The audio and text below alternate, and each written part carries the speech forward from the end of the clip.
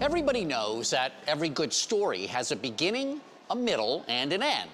It's really no different for innovations. The end, of course, is measured by success. On this show, we usually tell you about the people who are still near the beginning of the invention process. But today, we're going to give you an update on some of the innovators we've told you about. This is a peek at the middle.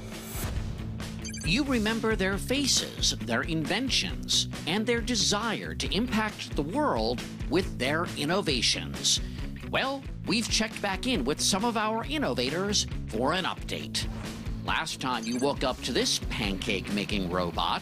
I made my imagination to feel like a pancake bus to make pancakes. You saw an early prototype that did the job in an imaginative way, an educational tool and a skillet in one.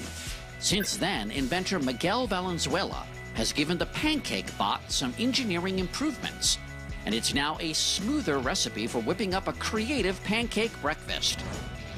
Do these green shades look familiar? I made them with this 3D pen.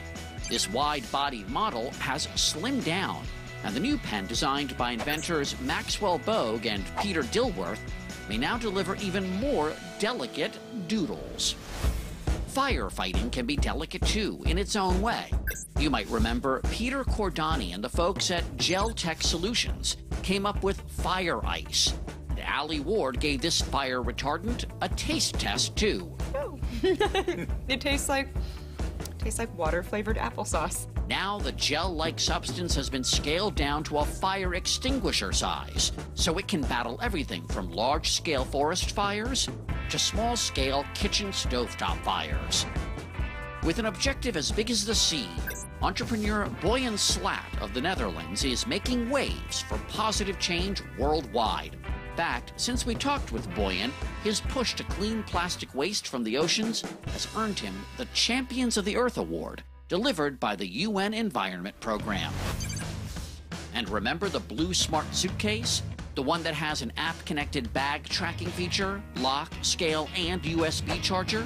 Well, the company started by Diego Sayasgil and his colleagues in the Little Blue House is growing. They've now manufactured 15,000 suitcases and shipped them to more than 60 countries. All this growth has meant the doors on the Little Blue House are closed, and the guys behind Blue Smart have moved into a new space in downtown San Francisco. To this team and to all our innovators, keep on rolling.